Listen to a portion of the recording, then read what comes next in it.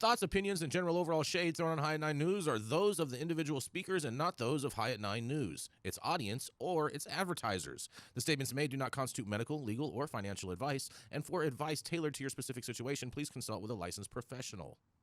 Welcome to the High at 9 News Hour, where you will hear from cannabis industry experts and professionals from around the country talk about important topics while shining light on global issues and discussing cannabis as it relates to politics, regulation and reform, data and technology, science, research and medicine, family and parenting, art, celebrities and entertainment, fitness, sports, mental health and wellness, and plant-based medicines and entheogenics. Together, we are building a stronger community, fighting the stigma and creating change. With your hosts, Jason Beck and Rico Lamitte, joined by special industry expert correspondents from around the country, and daily antics brought to you by Cannabis. Coming to you live every Monday through Friday at 9 a.m. Pacific Time and high noon on the East Coast. And thank you all for getting high at 9 with us.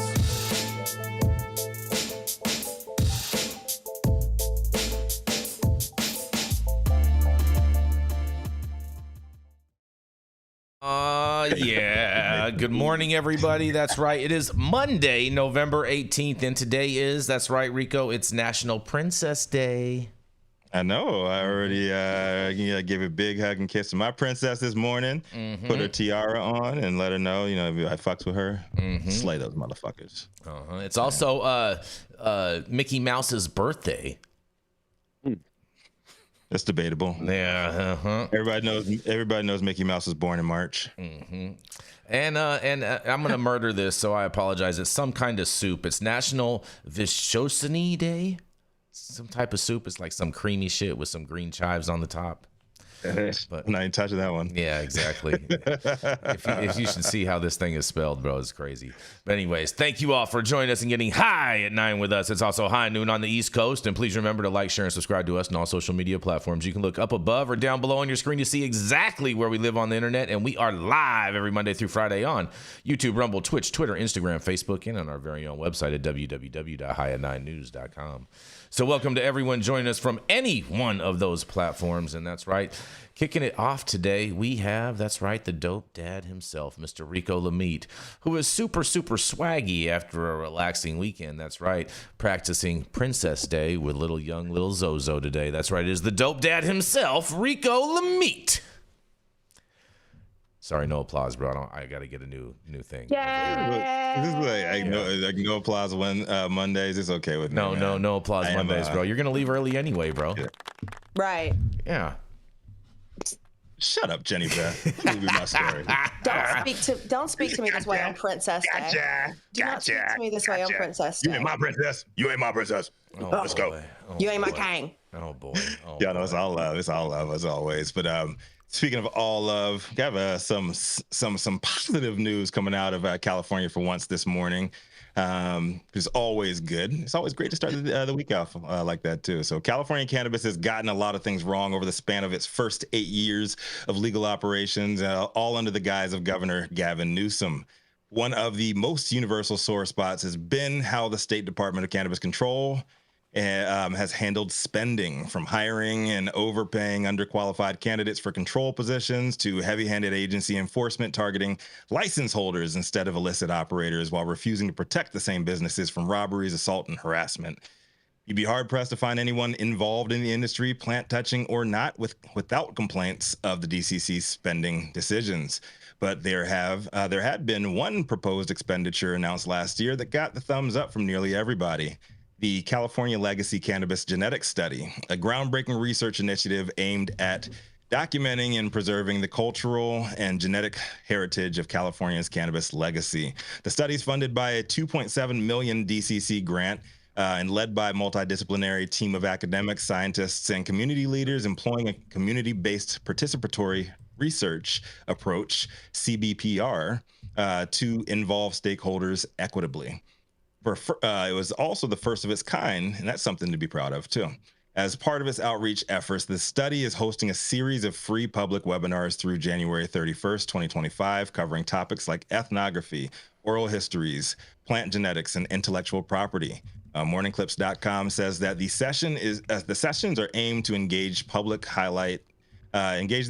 highlight the contributions of marginalized communities impacted by the cannabis criminalization, and explore the implications of the research for public policy and intellectual property rights.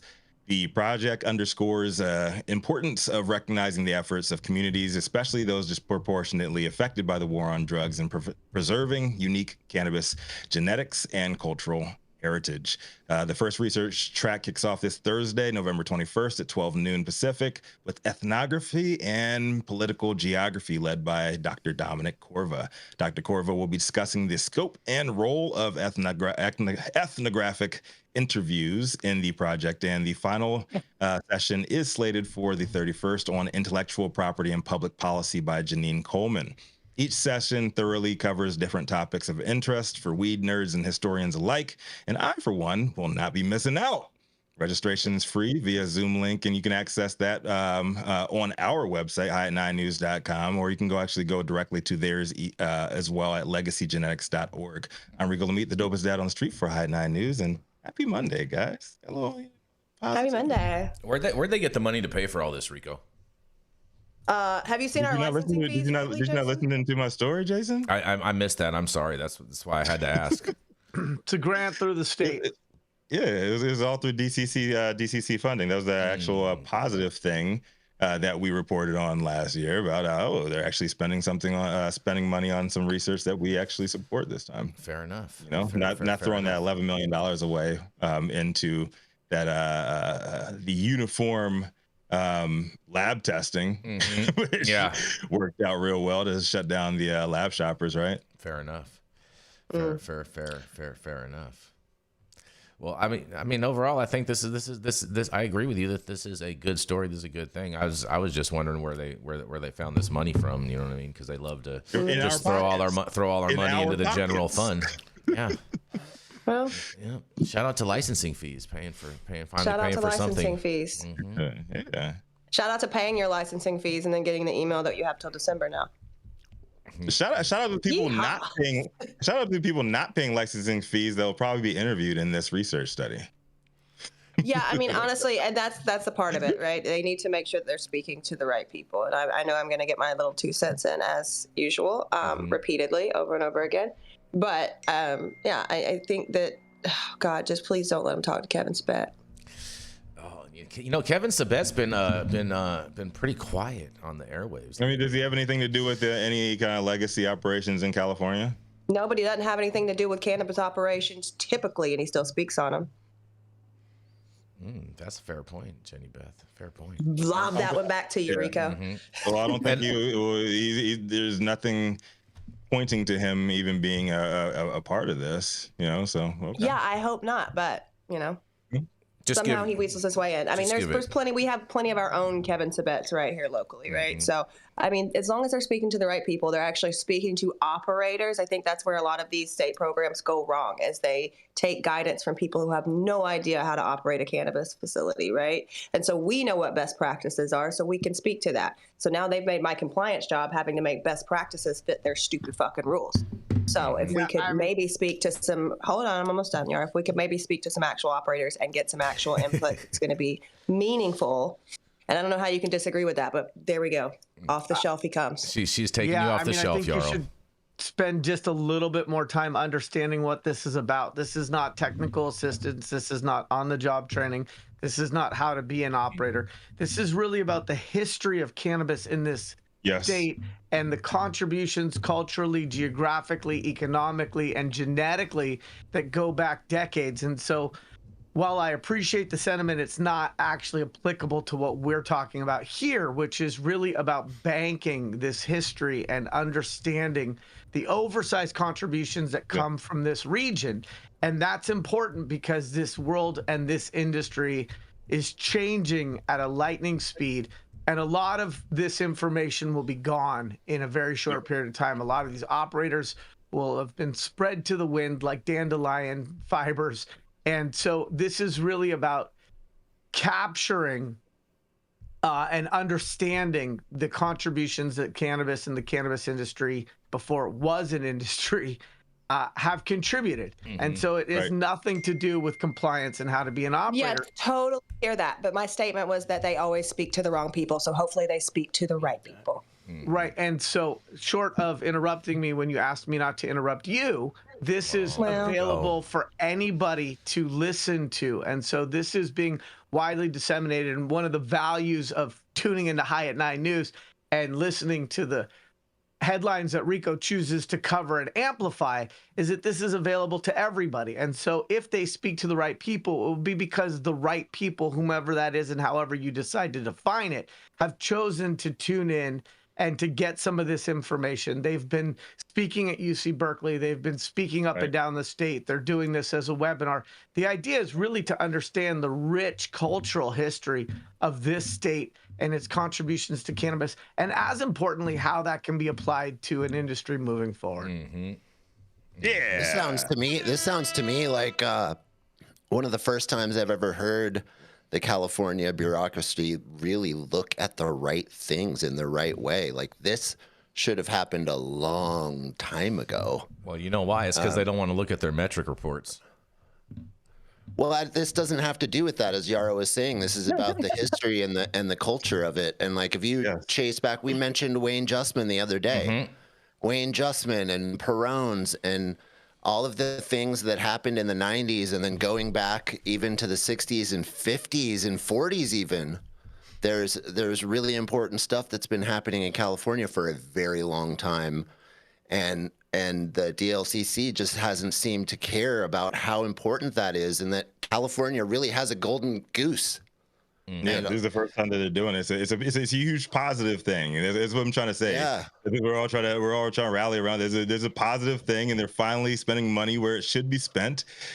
Good news. And this sounds like, if it was properly applied, this could result in really good tourism efforts, which is something that Northern California really needs. Agreed. I think all of California needs it overall. But we do have a special guest joining us today. Special guest correspondent Rod Murray with the POW group, the In Pursuit of Wealth. Welcome all the way from the great country of Canada today, you guys. Welcome, Rod. Yes. America's hat. Thanks for having me. Thank you for having me. Is America like Canada's jorts? Whatever you want to do. Of course, Rico, you were going to say something crazy. Jeez. Rod, you have any thoughts on this? What, sorry? On this one we've just been talking about with this California with everything they got going on them. I haven't been following it, to be honest. Okay. All right. No, I haven't. Fair. Do you guys value cataloging and chronicling your genetics up there in Canada? Is there like a long history that's held out there by the government? Yeah, I'm not sure. Yeah, the government. Yeah, no, the government does categorize all of their genetics in Canada. Yeah, no, they definitely do that because they catalog all of them. Yeah, everything is cataloged because they actually are able to export to other countries in Europe, Germany, a few, a few others.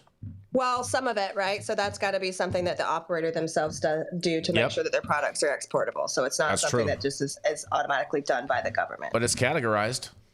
That's all I'm saying. Cataloged. Yeah, you know what I'm saying, Jenny. Yeah. I mean, but they're also bringing in new genetics all the time. They bring in a tremendous amount of California genetics. They bring in a lot of, you know what I mean? Because our weed's better. How do they get those California genetics, Jenny? What do you mean? How do you get that seeds ship all over the world every day? There's a reason why all of these major seed brands also have operations that are centered in the EU.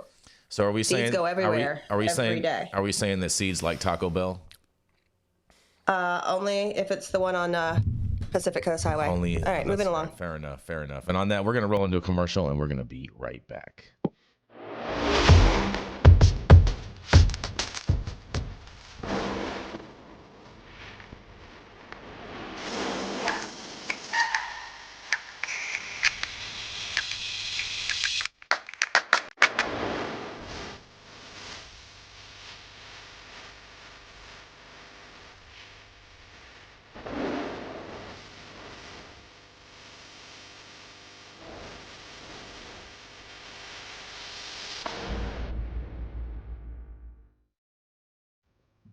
Oh, yeah, y'all. We are back. And up next is the High at 9 News head honcho, known for smoking the best weed in the world, the highest Republican in every room, and Matt Gaetz' wingman in legal activities, that is. Coming to the stage, none other than Jason Beck. Man, yes. Thank you so much, Rico. Good morning, everybody. And shout out to the C Word who just threw in a super chat, you guys. It says, a great Northern California weed tourism opportunity is less than a month away. Come to Terpsnami Seed Marketplace December 7th and 8th. So shout out to good looking out. Looking out, the C Word. But man, oh man, you guys, I have a story for you today, you guys. And I happen to have my buddy Greg Schreiber with Game 7 Capital. I know he's going to love this because he's pretty active in the New York marketplace and whatnot. And guess what, guys? Because a judge orders illicit cannabis signs removed as New York regulations face scrutiny, you guys. That's right. A state Supreme Court justice issued a temporary restraining order last week allowing the operators of 2 Manhattan hemp stores to remove illicit cannabis signs that had been placed on the storefronts by the marijuana regulators following raids. That's right. The judge ruling came as attorneys for dozens of hemp store owners whose shops have been raided and have had products seized and are fighting back in court. The cases include challenging the constitutionality of state regulators posting illicit cannabis seized signs on the fronts of shops whose owners have not had their cases adjudicated and argue they did nothing wrong. The regulators include hefty fines for any shop owners who remove the signs without authorization.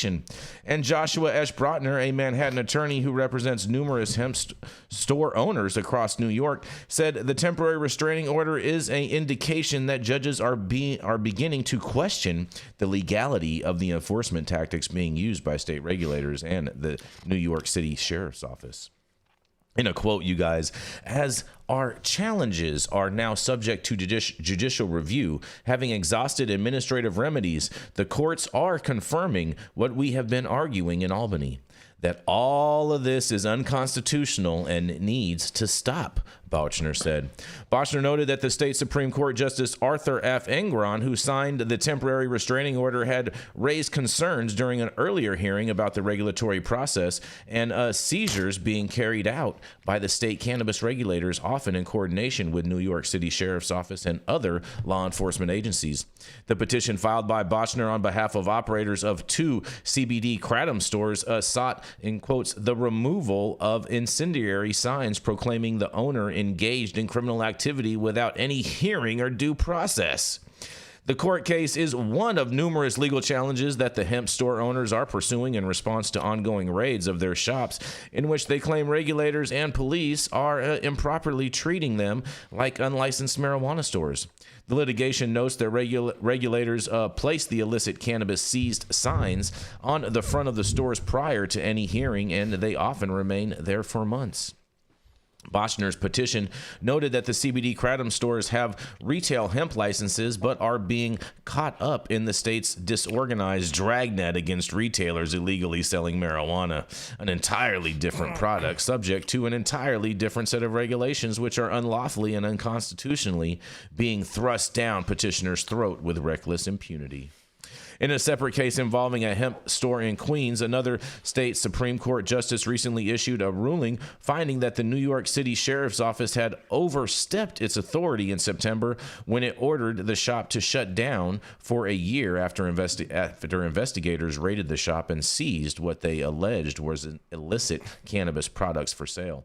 And the sheriff's investigators had conducted their inspection of the store without a search warrant, and when it was closed, they turned off the store security cameras. They entered to prevent their actions from being recorded, and an administrative law judge issued a ruling following a hearing that found that the shops should not have been raided during its off hours and should have been allowed to reopen.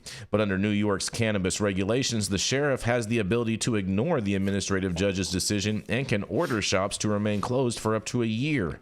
In a quote, the sheriff is permitted to entirely disregard the hearing officer's recommendation, which is issued after an evidentiary hearing, rendering the hearing unless or even a potential farce, wrote State Supreme Court Justice Kevin J. Kerrigan, and in quote says, indeed, the final arbiter has the authority to confer no weight to the hearing. There is no real meaningful opportunity to be heard, which vastly increases the risk of erroneous deprivation and raises a due process concern. On Friday, in response to Kerrigan's ruling, the sheriff's department lifted the sealing order that had closed the hemp store on Francis Lewis Boulevard in Queens, according to Bauschner.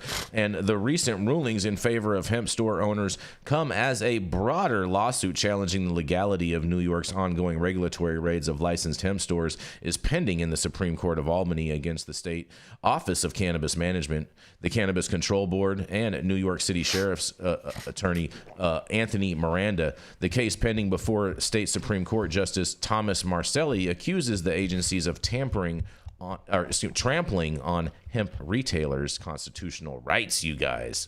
The case was filed on behalf of 3 licensed hemp stores, Smoke and Save on West Avenue in Saratoga Springs, 2 strains on Aviation Road in Queensbury and Breckenridge, and on West 31st Street in Manhattan. The New York County Sheriff's Office, which is named as the defendant, has led the regulatory inspections in New York City that store owners and their attorneys have described as military-style raids, you guys. And hundreds of licensed hemp stores across New York have been raided over the past several months by state regulators and police agencies that have seized millions of dollars in cannabinoid products, goods that the retailers had been selling without penalty over the past 6 years, as state and federal laws had expanded the legalization of hemp, you guys. The seizures follow new regulations governing hemp and cannabis that were authorized by the State Cannabis Control Board in December, and without public comment or involvement of the state legislature. The crackdown is part of a broader effort by Governor Kathy Hochul's administration to shut down stores selling cannabis without a license, as New York's retail marijuana market has stumbled. And this story goes on and on and on. You can read the full article over on our website at www.highat9news.com. But I can't wait to hear what you guys have to say about this. There's a process. There's a process. And this is ridiculous. And what New York has done is absolutely violated these people's rights. And I'm glad somebody's making up equal protection under the Constitution argument about it, because it is constitutional law. And whether they're breaking the law or not, there is a process, and you don't get to circumvent that to attack these people's stores. Fair enough. Greg, you're pretty active in the New York market. What do you have any thoughts on this, Greg? Yeah, I have a lot of thoughts on it. My first thought is, Jason, I'm responsible for bringing capital to the New York licensed market. I'm an investor, and I represent many other investors, and we've invested a good amount of money, multi-millions of dollars in New York businesses. So, first and foremost, I'm all for regulation and legal sales of cannabis in New York. And one of the things that shakes investor confidence in the New York market is the very significant illegal illicit market. But on the flip side of that, I am also all for due process and not violating constitutional rights. And I don't get into that side of things.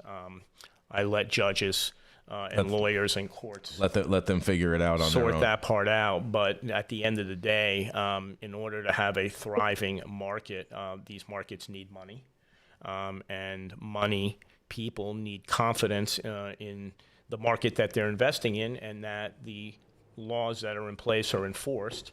And this capital is what enables markets like a new market, fairly new, a couple of years old now, to thrive. Interesting. So that's my take. All right. Fair enough. Fair enough.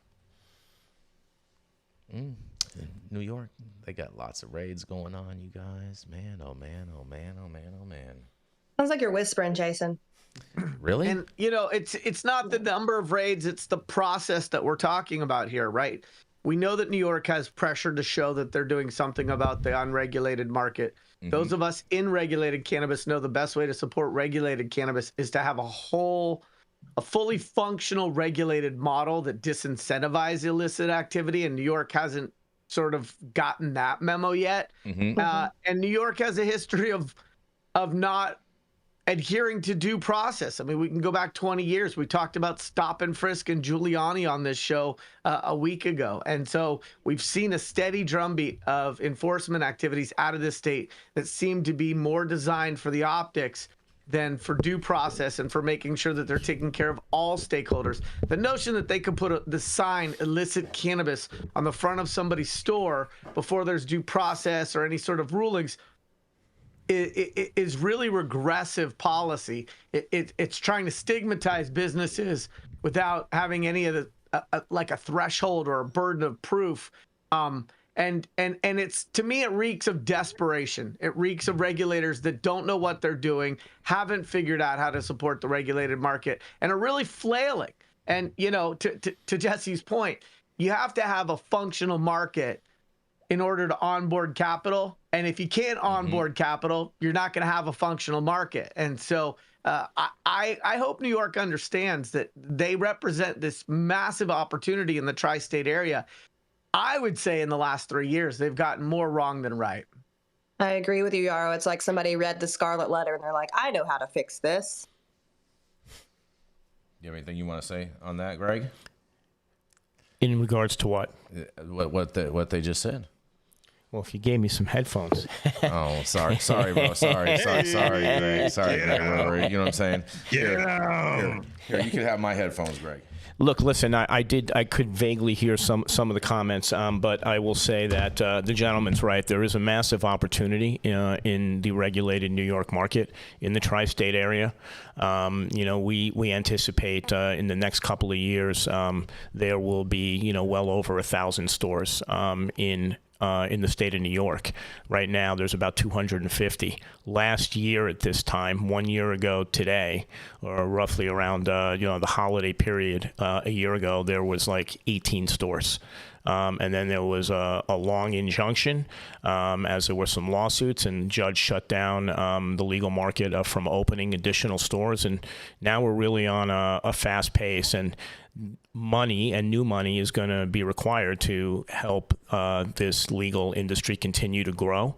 And so, you know, we are hoping that the laws that are in place, that were put in place by the regulators, are enforced, that the illicit market, where there's truly illegal sales and illegal cannabis stores, are dealt with, so money can continue to come into this market confidently. I mean, you know, the illicit market is one of the things that has continued to undermine California.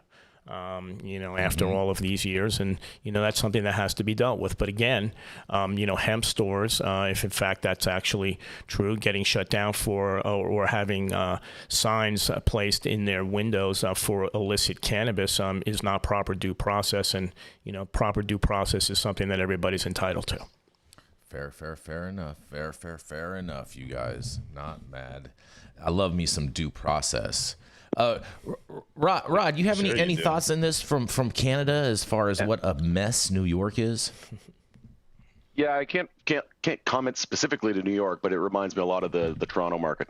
So just north of that, right? It was a similar thing. They were slow rollout with regards to the amount of stores. They just upped it from 75 stores for retail stores to 150. And there was a lot of illicit shops in the early days. And, you know, even to this day, like it's been over 6 years now. We've been legal at the federal level, and we still can't do traditional advertising. Like we can't do like 100 milligram packs of edibles. So you're almost encouraging, you're basically making the illicit market thrive. So they're able to sell products that the legal market cannot. And in my opinion, it's like I feel some type of way about it for sure. Like I don't know what would be the motive to do that. Why they think it's better for people to rely on the illicit market for these types of products. But at the end of the day, it's a slow process. Hopefully it'll change soon. But we've been seeing it here, even in a 6-year legal market. there's still a whole lot of things that don't make a lot of sense. Like the beverages, you can only buy like 4 or 5 of them at a time, but I can go buy, an ounce or, multiple vapes. It didn't make any sense. So for me, I think it's, people regulating, like you said, and they just don't really know what they're doing. And they got to, reach out, I think, more to, in industry and get, there's petitions and stuff like that going around to up the edible limit, but it's been 6 years. They've been talking about it for a couple of years. They finally increased the amount of beverages that you could buy. So now you can go buy like a 6-pack or a 12-pack, 24-pack eventually, right? Mm-hmm. And I think we need to get there. But I would say, what's the reason? The main reason, I think, it's to slow the industry down. They don't want these companies getting too big too quickly, in my opinion. They got to protect the incumbents, the big alcohol, the tobaccos of the world, the pharmas of the world. So I think there's a method to the madness. Like I can't imagine these regulators are that dumb. There's got to be some ulterior motive, and that's me speculating. But end of the day, we're still early. We're still in the first inning, so give them a little bit of slack. Still the first inning, you guys. Man. All right. Man, if cannabis was baseball, man, I'd call it more like the 7th inning stretch, because there's so much stretching going on with all these regulators. Wow, pause. Stretching these laws to overregulate and overtaxation. Stretching the story out. Industry and space and whatnot. But nonetheless, Yarrow, you have any thoughts on this? Nothing further from me at this time. Fair enough. Fair enough. Did you put him? Well, Jenny Beth, speaking of this, how we're going to have to pull him off of his shelf. Coming up next, that's right, we have the man who specializes in cannabis real estate. He can help you find a happy home for your cannabis license. That's right, it is the elf on the shelf, Mr. Yarrow Kubrin. That's easy, Jason. He was just sitting on my lap today. It's kind of like a booster. Oh man, you're gonna get him so excited if he's sitting on your lap today. No, I need penicillin now. Ew. Ew, Yarrow. Disgusting. Oh, good. Well, who are you describing? Good morning. Monday, November 18th, High at 9 News. This is Yarrow Kubrin. My article today is right out of Nebraska and the newest bastardization of representative democracy. I've covered Nebraska here and their efforts to have a cannabis program for some time now, but apparently the end of the election is just the beginning of more drama. So this saga continues, and without further ado, straight off the press from the Nebraska Examiner, attorneys summarize arguments against Nebraska's successful medical cannabis ballot initiative. Attorneys summarize their arguments this week for why a district court judge should void the election results last week for Nebraska's successful medical cannabis ballot measures. On November 5th, Nebraskans overwhelmingly voted to legalize and regulate medical cannabis. On November 5th, Nebraskans overwhelmingly voted to legalize and regulate medical cannabis. Though a legal challenge continues in Lancaster County District Court. The lawsuit, filed by John Kuhn, a former state senator and former member of the State Board of Health, seeks to invalidate those measures, citing allegations of systemic fraud and malfeasance that permeated the process. Kuhn sued the 3 ballot sponsors of Nebraskans for medical marijuana, as well as Nebraska's Secretary of State Bob Evnen, who certified the measure for the ballot. Since then, Evnen, through the Nebraska Attorney General's office, has joined Kuhn in arguing that tens of thousands of petition signatures were tainted by circulator fraud or notarial can't even pronounce it, notarial malfeasance. The campaign needed 86,499 valid signatures on each petition for ballot access, which Evnen said the campaign reached on September 13th, although he cautioned that a civil investigation continued into the petition effort. The main arguments from Kuhn and Evnen allege that cheating is a choice and that the instances of fraud or malfeasance should eliminate the presumption that other signatures a circulator or notary touched are validly collected. Think about that. That's crazy. The court cannot turn a blind eye to the sponsors and Nebraskans for Medical Marijuana campaign members' willful disregard of the Nebraskan Constitution and the statutory schemes that regulates the initiative process, the AG's office wrote in a Tuesday brief on behalf of Evnen. Kuhn's attorneys have endorsed and similarly advanced Evnen's argument that notaries regularly and willfully did not notarize circulators' petition pages while in the presence of one another. Self-notarized petitions they circulated or notarized without a circulator's oath present. Notarizations add worth to a signature on a piece of paper, Evnen's attorneys added, alleging that the pervasiveness of fraud makes it practically impossible to distinguish genuine signatures. Intentional wrongful conduct permeated the campaign from top to bottom, the AG's office brief states. Their abuse of the public trust, their willful disregard of the law, their willingness to let the ends justify the means have brought us here. If District Judge Susan Strong accepts these arguments, she could allow the ballot sponsors to try to rehabilitate signatures and prove their validity. Can you imagine what it would take to prove the validity of over 86,000 signatures beyond what's already been done? Evnen's attorneys argue that that would be futile. Strong could also rule against or for the sponsors outright and end the trial. No matter the outcome, Judge Strong and the attorneys involved in the case have signaled the ruling would likely be appealed to the Nebraska Supreme Court. The core of the legal arguments advanced by Evnen's attorneys hinge on the 1919 Nebraska Supreme Court case dealing with an anti-women's suffrage referendum that allowed all signatures tied to a circulator who had committed fraud to be tossed from the ballot, defeating the anti-suffrage effort. What a fantastic pedigree for these fuckers.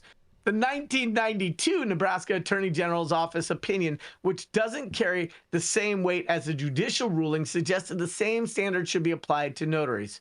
And that was a misprint by the article. It's not 1992, it's 1919. Evnen's attorneys point to both the 1919 ruling and the opinion and nod to other states that have tossed election measures or results because of wrongdoing or fraud. Kuhn's original lawsuit was broader, including allegations of irregularities in voters' printed names, birthdays, addresses, or other information which Evnen denied. Strong allowed that claim to move forward, as well as a cross-claim from Evnen, but dismissed Kuhn's other allegations.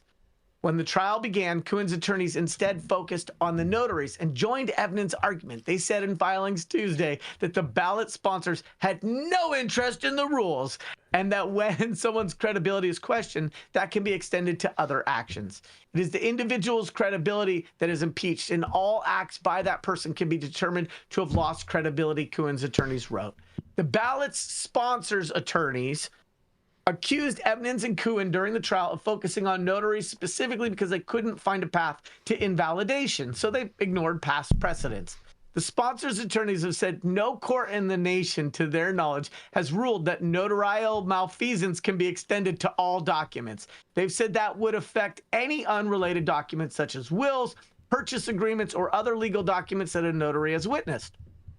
Even worse, Nebraska's highest election officials advances a burden-shifting framework that threatens to undermine and eliminate the initiative's right altogether, the sponsors' brief states. The ballot sponsors were given until Friday to file their post-trial brief. The opposing attorney can offer a response if needed by Monday. The AG's office said if the signatures are allowed to stand, that could undermine the people's faith in the precious power of the initiative or send a message that cheating is allowed so long as enough can be concealed or covered up behind the guise of potentially valid signatures. Throughout a 4-day trial, the state's attorneys narrowed in on Krista Eggers, a ballot sponsor and the campaign manager for the measure. They showed texts where she told campaign volunteers to push the limits or ignore the rules, which the AG's office said included the law. There is no more nice campaign, Eggers said in one text to a top campaign volunteer. We don't follow the rules anymore, and we just pay the consequences and hope it's okay. The attorneys for the ballot sponsors have alleged that Eggers' texts are being taken out of context and didn't show what the AG's office alleged. Among the witnesses for Evnen were two paid circulators, Michael Egbert of York and Jennifer Henning of Omaha, who said they violated the law. Egbert pleaded guilty last week to a Class 1 misdemeanor of attempting to commit a Class 4 felony of falsely swearing a circulator's oath. He admitted to using a phone book to forge voter signatures. Egbert was a notary for 6 petition pages for Egbert. Miss Edgars had no memory of notarizing Egbert's petitions and states these documents were notarized by mistake, likely because they were inadvertently mixed with a stack of petitions from circulators that properly showed Mrs. Edgars her ID and signed in front of her. The ballot attorneys wrote on Edgars' behalf an illegal filing. Hennings has not been charged with a crime. She alleged that Edgars told her to pick up petitioner pages from Seward County, sign the oath of a petitioner she didn't circulate, and drop them off at Edgars' house to notarize later. The ballot sponsors, attorneys, have moved to impeach Hennings' testimony, citing that she is on probation for 2 counts of felony insurance fraud and has submitted fraudulent documents to Nebraska courts in the past decade. Henning offered text to corroborate her testimony and said she is on medication to help her mental health, which she has said has led to bad behavior. Oh, boy. Other evidence presented at the trial includes expert testimony from Mark Songer, a forensic document examiner from Colorado, who reviewed 150 circulator signatures from 5 people at the request of the AG's office. Songer said his review suggested possible forgeries on signatures from 3 of the 5 circulators, though he later confirmed he didn't review each circulator's signatures and was doing so in a condensed timeline.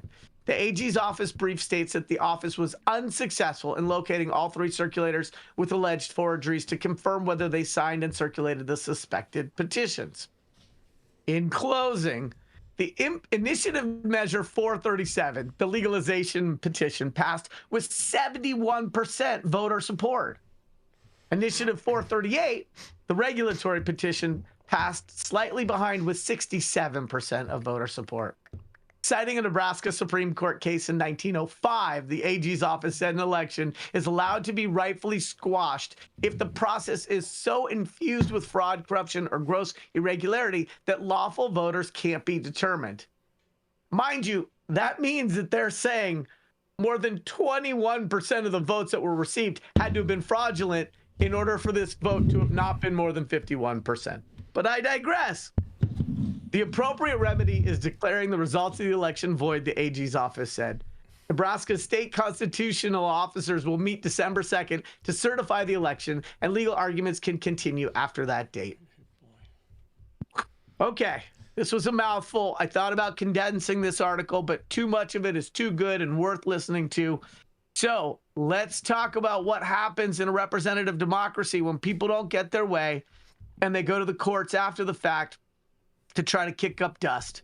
We've seen this Mr. Kuhn guy has been fighting against this since day one, and apparently he doesn't know when to throw in the towel. This is Yarrow Kubrin, High at 9 News. I'd like to hear what the rest of my pundits think and feel about this today. Fair enough. I feel by the time this whole thing is all said and done, we'll have a whole sequel to Belly, Yarrow. I mean, I'd like to see once again, as we always say, the will of the people actually represented and actually, honored. But I think it's unfortunate that some of these arguments, while they're not fully valid, are pretty strong arguments, right? Like it sucks that there was so much malfeasance that happened during this process he was able to find these things to keep picking at. You know what I mean? So like maybe if we would have not inadvertently, oops, I didn't know, certified some results, we wouldn't have these issues to pick at. But hopefully Nebraska will win in the end because it's not looking so great. Yeah, and like who would have ever thought there would be so much action going on in Nebraska, of all places? Certainly not the Cornhuskers fans. Yeah, but I will say that the advocates that were the petition gatherers did kind of set themselves up for these types of challenges by not having enough wherewithal to really make sure that they were doing everything in the correct way, because they knew that there would be a ton of scrutiny against all of their actions in regards within a state like Nebraska. So I wish they would have been a little bit smarter with it, so that way they could have avoided a lot of these legal challenges. But I think ultimately, they're going to be they will be successful in initiating this voter initiative. So we've seen petition signature gatherers here in California, and they tend to be temporary day workers frolicking in the Safeway parking lot and asking people if they're willing to sign something. So I wouldn't say. And they get paid by signature, Yarrow. They get paid by signature. They're not paid on an hourly rate. They're paid based off how many signatures that they obtain. I just wouldn't say that that's a highly skilled workforce to begin with. And then we have to ask ourselves the question, well, if you need more than 86,000, what's the percentage that might, with a non-highly skilled workforce, might do something that's not proper? Is that 1%? Is that 2%? Is it always 0%? The thing that I think is most concerning is the extension of this argument that because a little bit or some or maybe a teeny smudge was done improperly, that the entire thing should be invalidated. If we extend that logic, that means that anybody who did anything improper, anything they've ever notarized, is now invalidated. And I think that's a dangerous precedent to try to apply when I think that when we look at the percentage of voters who approve these initiatives, even if there was some dealing from the bottom of the card deck, the chances that they could have tipped the scales so much above the required threshold for these things to win is, I would say, incredibly low. Yeah. At best. I think it's concerning that they're going to allow legal arguments to extend after the election's even certified in December. Like, at some point, you have to stop and say, hey, guess what? We didn't want this to pass. It did. We lost. Let's suck it up and start figuring out how to regulate this in a way that's going to be meaningful. Yeah, I'm with you, Jenny. They need to suck it up.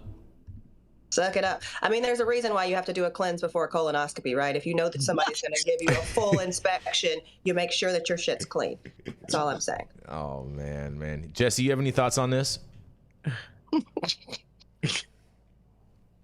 You're on mute, Jess. It sounds a lot like what happened in Montana. I mean, Montana legalized a medical bill in 2004, and then the state legislature was not happy with the people at all, and it went toe-to-toe into 2011, and there was a huge fight, and it took the people everything that we could to overcome what the Senate was trying to do, because they reversed the decision in 2011 for a while, and it was a huge fight to get it back. So it sounds like Nebraska is in for a fight.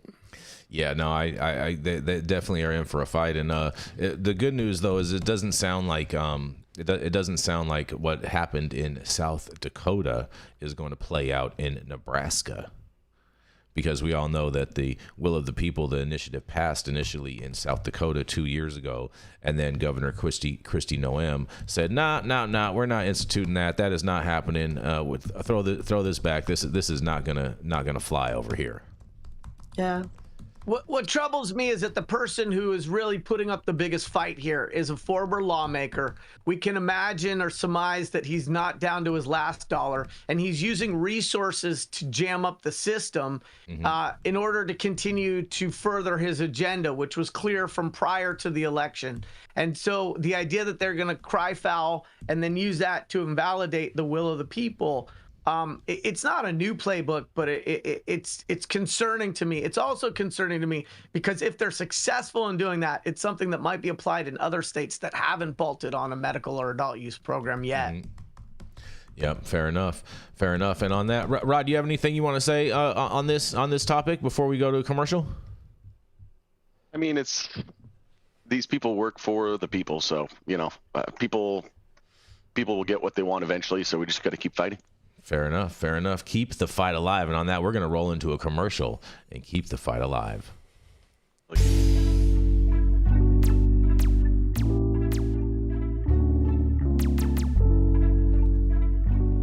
Are you all ready for America's new #1 D9 gummy line? That's right. We are bringing to you Parody Gummy.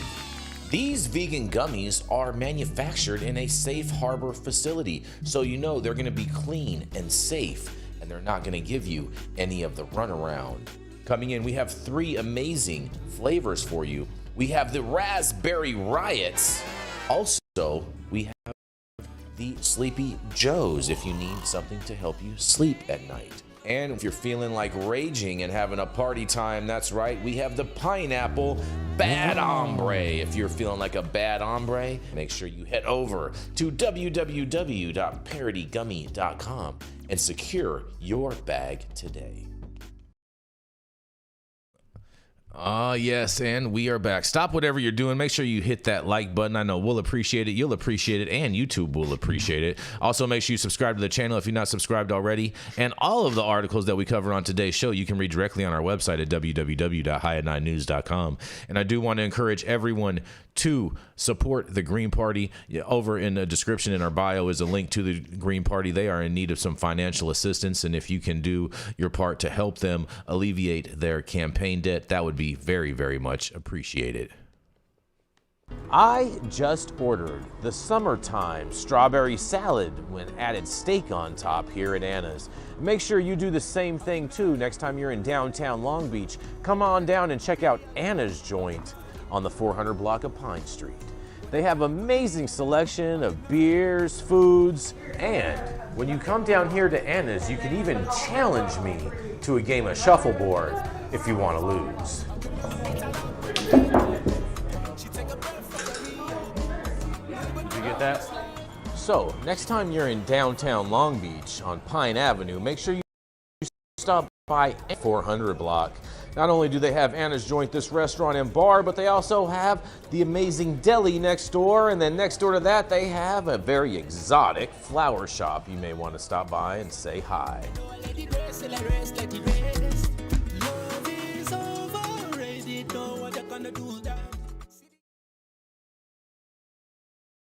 Oh man, speaking of no-knock inspections, that's right. It is none other than Miss Jenny Beth Dills. She is America's sweetheart. She's the founder of Kind Cannabis and of Justice Served, a 501c3 that helps individuals with criminal justice issues. That's right. It is none other than Miss Jenny Beth Dills. All right. Happy Monday, everybody. I hope you guys are all getting some money today. And happy Princess Day to me and all the other queens out there. But oh boy. In a significant legal development, the Alabama Court of Civil Appeals delivered a sharp rebuke to the State Medical Cannabis Commission, rejecting its attempt to dismiss a lawsuit that challenges its controversial licensing process. The court's decision, handed down on November 15th, allows Gemstone Alabama LLC to proceed with claims that the commission mishandled its application for a medical cannabis facility license, potentially putting Alabama's entire medical cannabis program into jeopardy. The case centers around Gemstone Alabama's application for an integrated facility license, which is the cornerstone of the state's medical cannabis infrastructure. Gemstone initially filed its lawsuit in December of 2023, accusing the AMCC of mismanagement, opacity, and procedural inconsistencies in evaluating its application. Although the original complaint only listed the AMCC in its caption, it made repeated references to individual commissioners throughout the body of the document. Seizing on this detail, the AMCC argued that the absence of individual commissioners' names in the caption invalidated the lawsuit under the Alabama Rules of Civil Procedure. The commission moved to have the case dismissed, citing sovereign immunity, a legal doctrine that often shields state agencies from being sued. However, the appellate court dismissed this argument, ruling that Gemstone had clearly identified the commissioners as defendants within the lawsuit's text, even if they were not named in the caption. Writing for the court, Judge Moore emphasized that Alabama's procedural rules are meant to prioritize substance over form, stating technical errors such as omitting names from captions should not defeat a plaintiff's clearly expressed intent. The court further clarified that suing individual commissioners in their official capacities does not equate to suing the state itself, thus circumventing sovereign immunity protections. The decision represents a major setback for the AMCC, which has been under fire for its handling of Alabama's medical cannabis program. Critics argue the Commission's lack of transparency, repeated procedural missteps, and internal dysfunction have delayed the program's rollout, which was approved by the state legislature back in 2021. The program was supposed to provide much-needed relief for patients suffering from a range of conditions, but delays and controversies have left both patients and prospective businesses in a state of uncertainty. Legal analysts are calling the ruling a turning point, suggesting that it could force the AMCC to address long-standing concerns and about fairness and accountability in its licensing process. The AMCC can no longer hide behind technicalities, said one legal expert familiar with the case. This ruling forces them to confront the core issue of fairness and transparency that have plagued their operations from the start. The court also dismissed the AMCC's claims regarding improper service of process, which the commission argued should invalidate the lawsuit. The appellate judge noted that the issues within service pertain to personal jurisdiction rather than subject matter jurisdiction, and that the AMCC had effectively waived this defense by not raising it in a timely manner. Now that the case returns to the Montgomery Circuit Court, where Gemstone's claims of mismanagement, unfair treatment, and procedural irregularities will be fully litigated. The stakes are high, not just for Gemstone, but for the future of Alabama's entire medical cannabis program. Industry stakeholders, patients, and advocacy groups are closely watching the proceedings, hoping for a resolution that could unblock the stalled program. The case highlights broader concerns about Alabama's ability to deliver a functional and equitable medical cannabis system. Industry insiders argue that the AMCC's inconsistent leadership and muddled decision-making have severely hampered the program's development, turning what was initially seen as a promising new industry into a source of frustration for patients and entrepreneurs alike. The AMCC now faces the daunting task of rebuilding public trust. As the commission considers its next legal moves, including a possible appeal to the Alabama Supreme Court, it must also grapple with growing calls for reform and from lawmakers, patient advocates, and the business community. The legal battle is expected to set a precedent for how state agencies handle licensing disputes and could influence the rollout of similar programs in other states.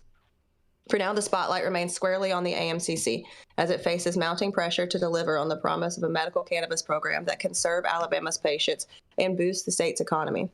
Whether the commission can rise to the challenge or become further entangled in legal procedural setbacks will determine not just the outcome of Gemstone's case, but the future of medical cannabis in Alabama. This is more than just a legal dispute. It's a referendum on Alabama's commitment to providing a fair and effective medical cannabis program for its citizens.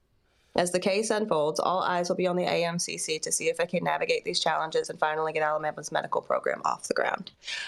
This is a frustrating story. I love that Gemstone is actually pushing through with this, but I mean, we've spoken about multiple states at this point that are trying to stop actually rolling out the will of the people, which is providing access to patients and providing an actual regulated market for these activities to go on.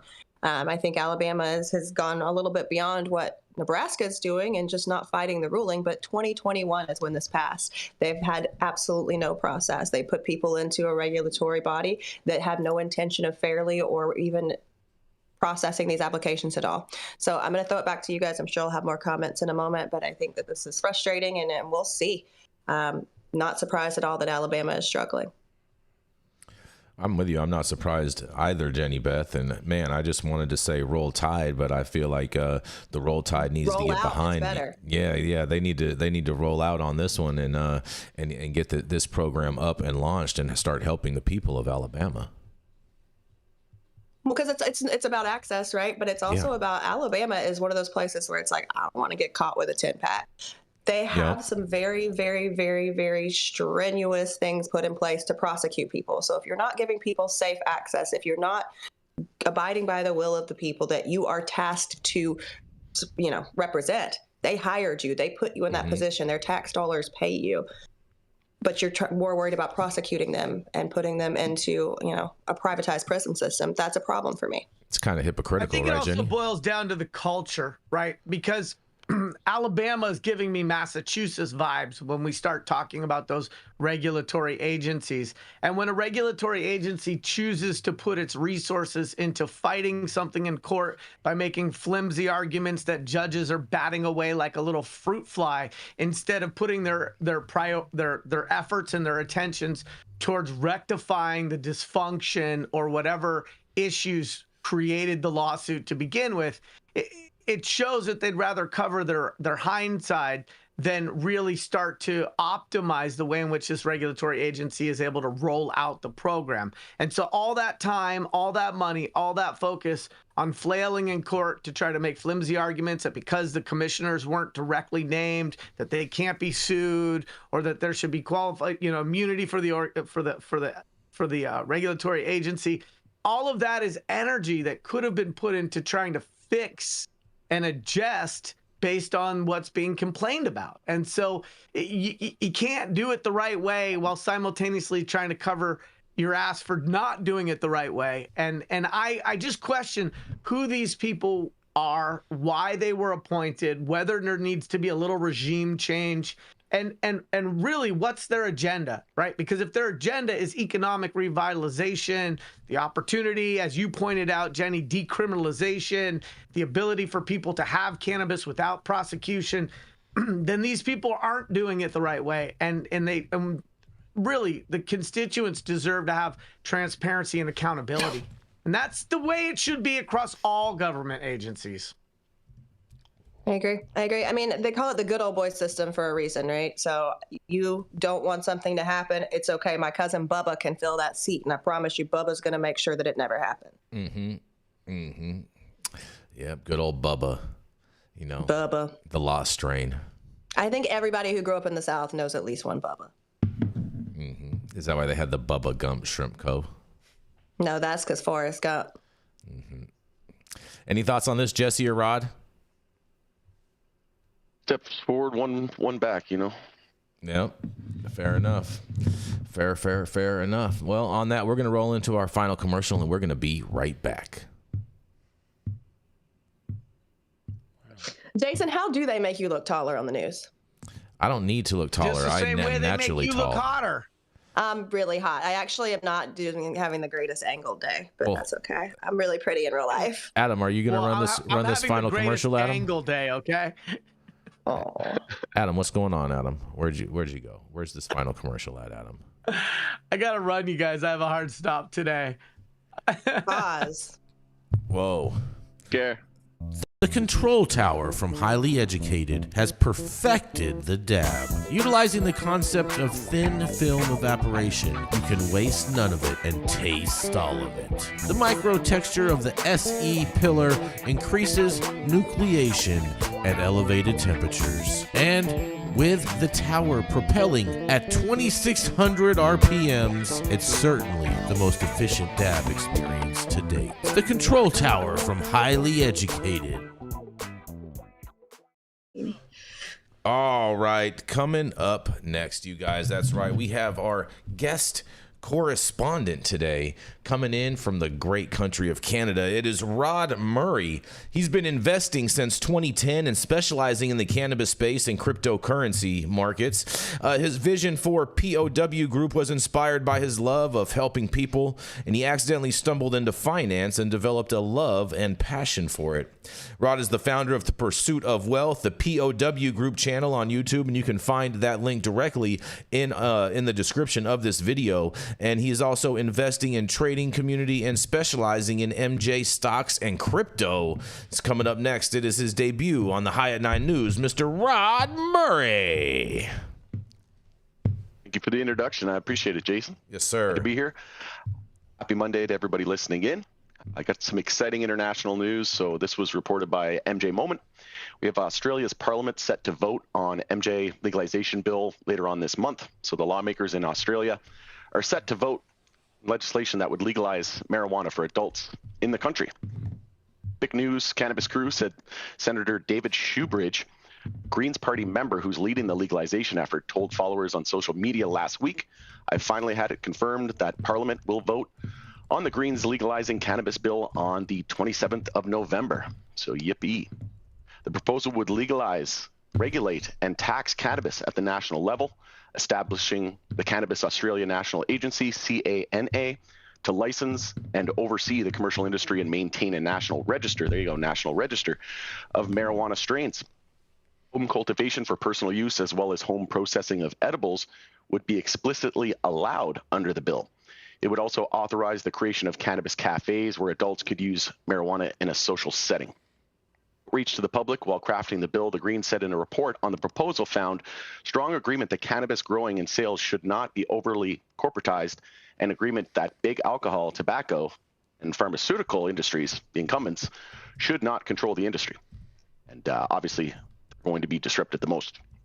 The world is rapidly moving away from damaging criminal and policing approach to cannabis. The Greens report that the legalization proposal had said, Australia risks being left behind if we wait for piecemeal reform, through the states and the territories. But Shoebridge's legalization proposal faces opposition in Parliament.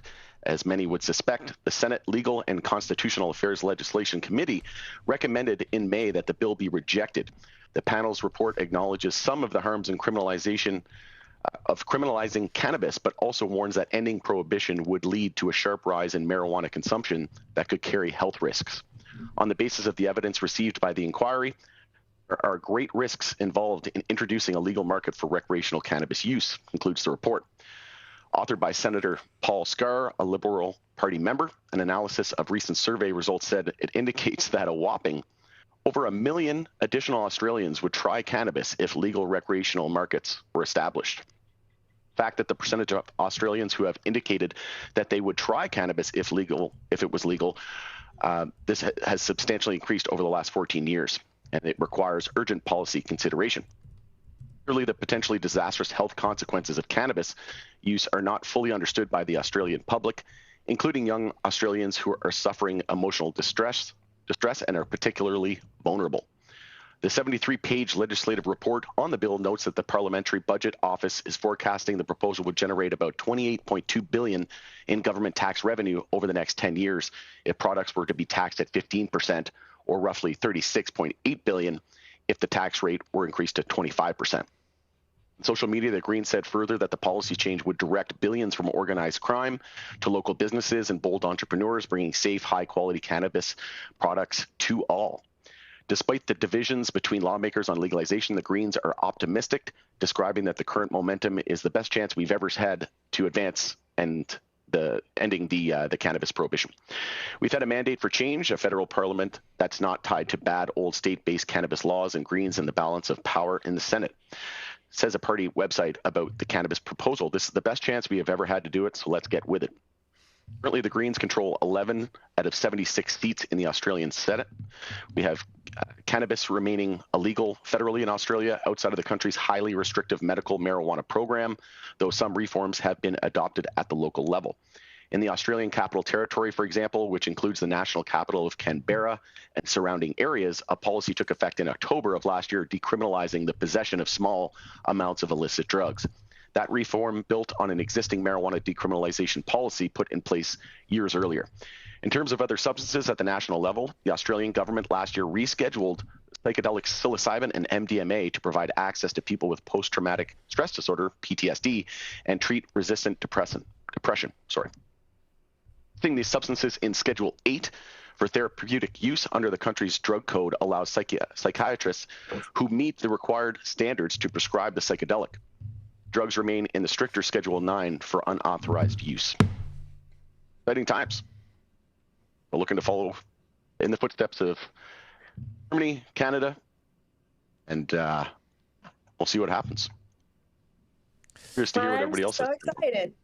I am super excited. I'm actually looking at opportunities there, so that would be amazing. Obviously, Cool. California, you are saturated. I love you, love your weed, but I have bills and things. Mhm. So I think this is amazing. I'm looking forward to it. This follows, the decision in Victoria to allow drivers to keep their license if there's cannabis in their system instead of just blanketly snatching it for 6 months, which was the traditional way of doing things. So I'm excited to see some meaningful legislation coming out of Australia from down under. So let's see if I can get in on that. I know all these wallabies and koalas out there are going to be having a great. Oh my God, I hope the kangaroos don't get high. Could you imagine boxing a high kangaroo? What about the Tasmanian devils? Oh, man.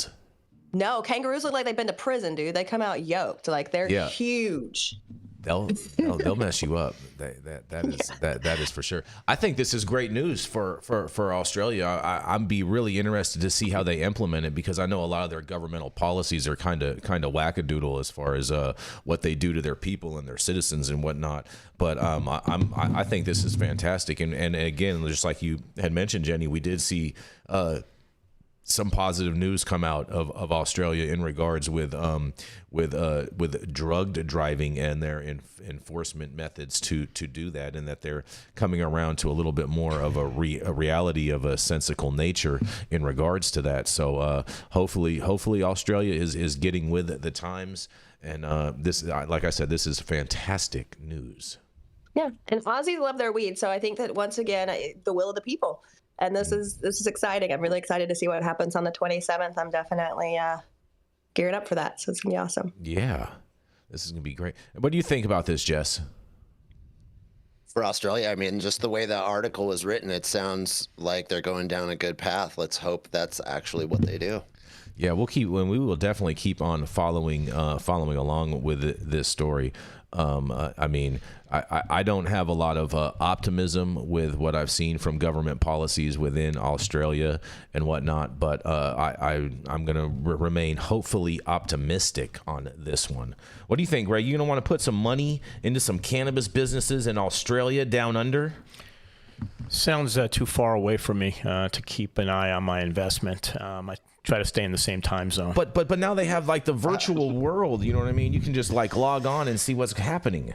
You know, I have not followed Australia at all, and when I don't follow things closely, I don't feel comfortable deploying capital. Okay. So maybe you can bring me up to speed. We will bring you up to speed because Greg is going to be watching High at 9 News every day, so that way he can keep up with the speed of things happening in the developing, ever-changing cannabis industry. No better way, right? That is right. You know that. You know that. That is for sure, without a doubt. And I'm excited. This story is great. Yeah, I'm with you. I think it's fantastic. I wonder. I hope Irish, if you're watching, I want you to chime in the comments section, Irish, who is one of our cannabis advocates out there in Australia, and let us know what you're thinking, and we'll follow back up with you, Irish, on this one. But Rod, thank you so much for covering this story today. Pleasure. And also too, make sure you guys check out his channel if you have any interest in cannabis investments, cryptocurrency. Make sure you check out the Power of Wealth Group, POW Group, and again, his description to his channel is in the bio of this actual video. All you got to do is copy and paste it. You can find it, and he's on a pretty regular basis on YouTube. And so thank you so much. And on that, we are going to roll right into our final correspondent in the day. That's right, he's back. And he's not black. That's right. It is none other than Jesse Barney. He is the founder of Jesse Barney Designs, where you can get all your graphic designs done and animations and all of that amazing stuff. He helped us originally with High at 9 News, and now he's back with an attack. That's right. It is none other than Jesse Barney. Jason, wow. Whatever. Yeah, wow. Haters. That was a good one. Haters. Practice makes progress. That's right. Yeah. All right, I'm coming to you with a story out of Kansas, and since we went Nebraska and Alabama, this is appropriate. And for those of us who are experts, this one definitely goes back to some beginner status information. But it's funny to read a story that's coming out of a place where weed is not legal yet. So this is by Jack Harville. It says, Kansas considers alt marijuana products illegal, but they are easily available. And he jumps right in. What is Delta 8? Here's why diet weed is exploding in popularity. Delta 8 THC products are exploding in popularity across the country. Here's why they are available in states where marijuana is illegal. Nebraska voted to create a legal medical marijuana program during the general election, leaving Kansas surrounded by states with either recreational or medical marijuana. I love how they phrase it like it's a war. They're surrounded. They are. They're Kansas surrounded. is one of only 4 states that hasn't legalized, decriminalized, or created a medical program for marijuana, along with South Carolina, Wyoming, and Idaho. But the 2018 Farm Bill's definition of marijuana, a psychoactive drug, and hemp, an industrial plant, has allowed for a growing industry of marijuana-like products. Quote, I used to smoke actual weed, but I don't want to be doing that stuff anymore. And this is definitely a good alternative, said Chris Fisher, a Topeka user of hemp products. It then goes and delineates something about the Farm Bill, which we all know about, and then defines THCA and Delta 8 THC and THCP and THCV, and starts to talk about all these analogs before it gets into this part. Illegal and ubiquitous. In CBD stores, vape shops, smoke shops, and gas stations across the state, you can find alt marijuana behind the shelves. Several stores have been caught in the crosshairs as Kansas implements its own laws that deviate from the interpretations of the federal government and other states. In 2022, Shawnee County law enforcement agencies raided Guardian MMJ, a store that sold cannabis products containing Delta 8 THC, which is criminalized under the Attorney General's opinion. Store owner Murray Dines alleged that more than $120,000 worth of product was seized in a lawsuit challenging the state's laws. But the U.S. District Court for Kansas dismissed the case because Dines had no private right of action to enforce the 2018 Farm Act. Dines' store wasn't the only one in Topeka that got caught in the crosshairs. One of Keezer's stores was raided about 3 years ago. Quote, they took over $17,000 worth of product from us, she said. We'd only been in business for 4 months. It completely crippled us. Keyser said that the state kept her inventory, but that it met federal definitions of hemp, and she's been able to continue selling her products without incidents since. Courts have had mixed results when analyzing how state laws interact with federal laws. In 2023, a federal court in Arkansas stopped a state law that banned Delta 8. In Wyoming, a court upheld the state's ban, and there are pending lawsuits across the country weighing the legal arguments for and against marijuana alternatives. Other states have legalized and regulated Delta 8 rather than ban it. In Kansas, enforcement can depend on where you are. Shane Roeder, who owns Earth's Choice in downtown Topeka, said he felt pressured when other stores in the area were targeted. Quote, with our store being right around the corner from the Capitol and down the street from the police station, we felt constant eyes on us, like we were running a massive illegal drug operation, and we noticed that police cars would park right in front of our store often like they were trying to deter business, Roeder said. Roeder said his store offered a more reliable alternative to gas station hemp products, and inaction at the state allowed lower quality products to survive. His business shut its doors, but still leaves its green medicinal light as a reminder of what the majority of Kansans are asking for. He said he hopes it can return one day. Quote, we opened our business individually and did not have corporate guidance of what to do in this scenario, so to protect our family, we have felt obligated to comply with the written law, Roeder said.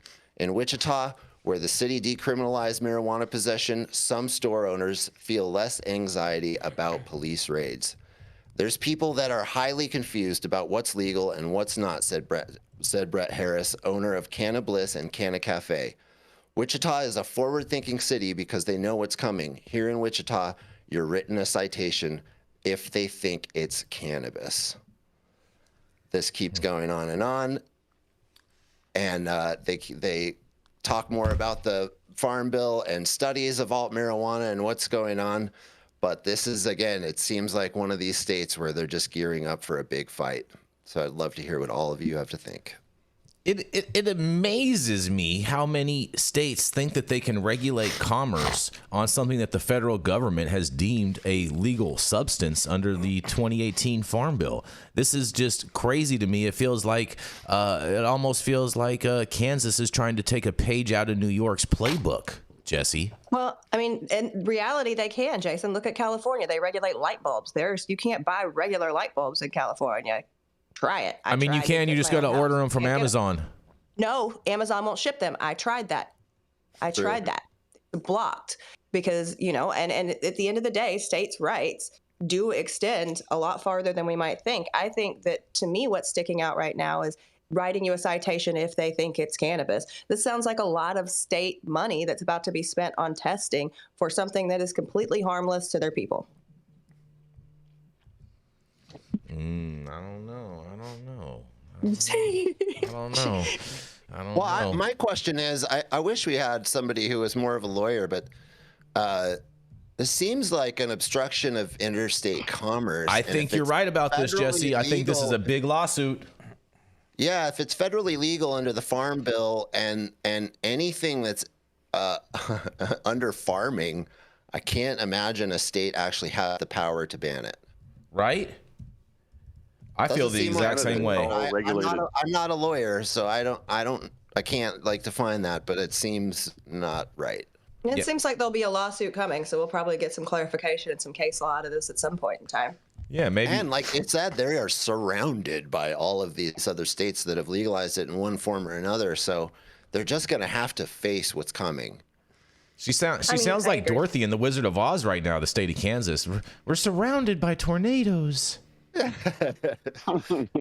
Listen, Kansas has been pissed since Colorado legalized, right? Mm-hmm. Yeah. Nebraska and Kansas were places where you did not want to get caught. And they made a very clear statement. That shit's legal over there. It's not over here. Put signs up and put patrollers right at the border. Yep. So they, if you came through with Colorado license plates or a U-Haul van, bet your ass is getting pulled over. Mm-hmm. Same with Idaho. I'm 40 miles from the border of Idaho, and Yeah, it's terrifying to drive through that state. If you have Washington or Montana where it's legal and you have those plates, they are definitely. Well, Jesse, I mean, doesn't that just make you feel like you're alive? Because it's just like reinvigorates the rush. You know what I'm saying? It's like it's how you know you're alive.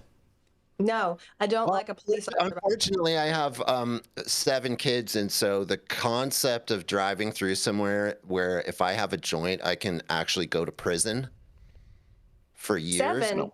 Potentially. Yeah, I have 7 children. Yeah, Jesse got 7 kids. What cold or small place do you live in? There's not a whole lot else to do. Do you have TV?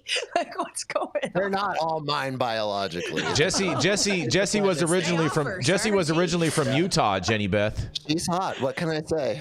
I got you. That's fair. Yeah. 7. Yeah.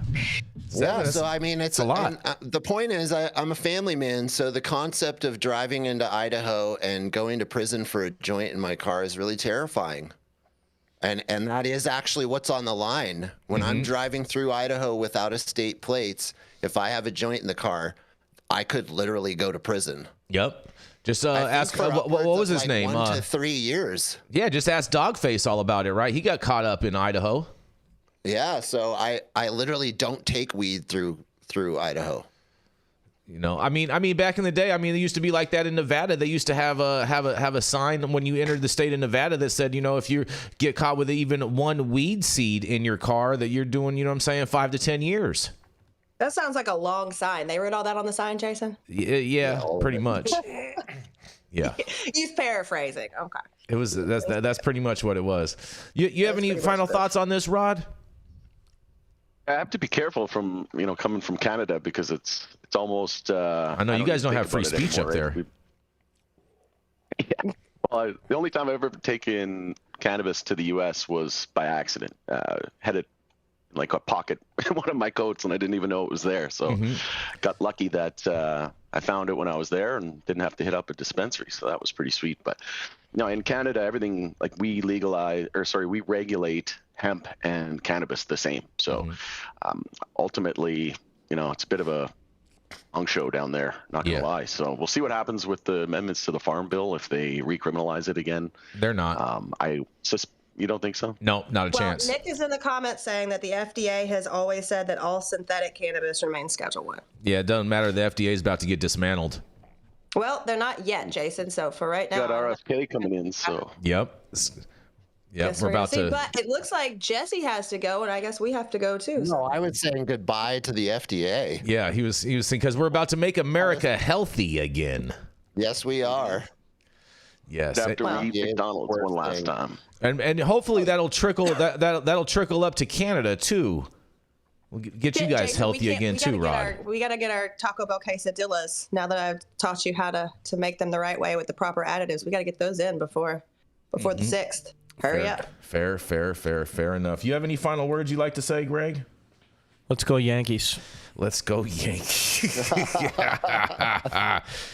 Oh man, you guys are funny. You guys are funny. Anyways, thank you all for joining us and getting high at 9 with us every Monday through Friday at 9 a.m. Pacific and high noon on the East Coast. Big thank yous to our audience and supporters for tuning in daily and listening to the insanity that is the developing cannabis industry.